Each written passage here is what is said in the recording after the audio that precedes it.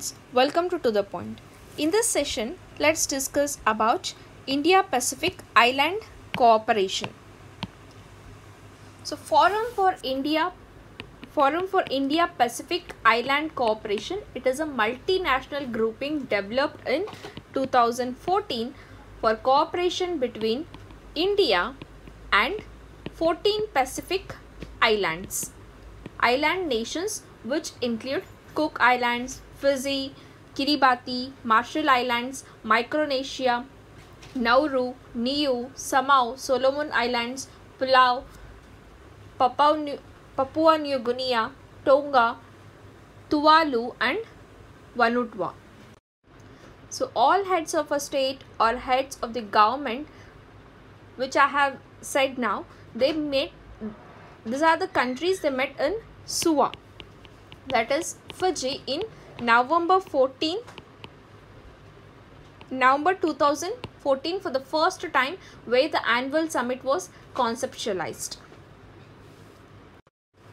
So the first summit was held in Suva or Fiji, and Prime Minister of India Narendra Modi, he chose to visit Fiji soon after democracy was re-established in the island country after 8 years. So there, apart from bilateral meeting, he also met heads of state or government from 14 Pacific Island states to enhance India's engagement in the region and proposed a forum for India-Pacific Island Cooperation, that is FIPIC, to be held on a regular basis. So he conveyed there India's keenness to work closely with Pacific Island nations to advance their development priorities. In this regard, a number of measures to strengthen India's partnership in the region were proposed, which include setting up of special fund of $1 million from adapting climate change and clean energy.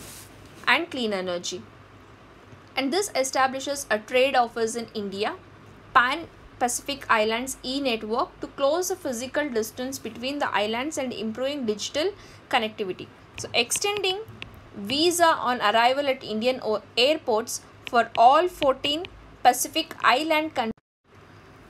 Space cooperation in space technology applications for improving the quality of life of the islands, training to diplomats from Pacific Island countries to increase mutual understanding. So he also expressed his willingness to host the leaders in any of India's coastal town for the next summit in 2015. So it was quite significant to see China's President Xi, following Modi's trial, visited Fiji on 21st November to meet a similar gathering of leaders, indicating a struggle for influence between the two Asian giants in the island countries of the South Pacific. So the second summit, it was held in Jaipur, India.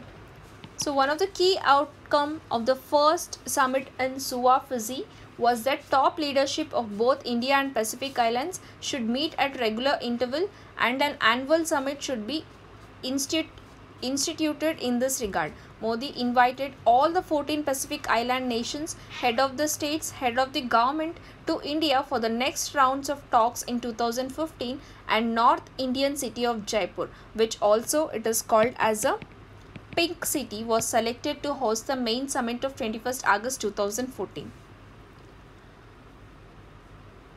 So as per of India's Extended Act East policy, the South Asian country is actively promoting good relations with smaller island nations of the South Pacific, along with heavyweights in the region, and cooperating on multiple issues which include blue economy, ocean-based economy, oil and natural gas, mining, IT, healthcare, fishing and marine research. Space collaboration with the Pacific countries are vital for India as they provide ISRO, India's Space Administration, and eye to monitor launch of their rockets. And Indian President Pranab Mukherjee, he welcomed all the visiting dignitaries at Rashtrapati Bhavan on 20th August 2015, following which leaders went to Agra on their way to Jaipur, the summit venue, for a tour of a famous Taj Mahal. In the Jaipur summit, Modi announced to convene International Conference on Blue Economy in New Delhi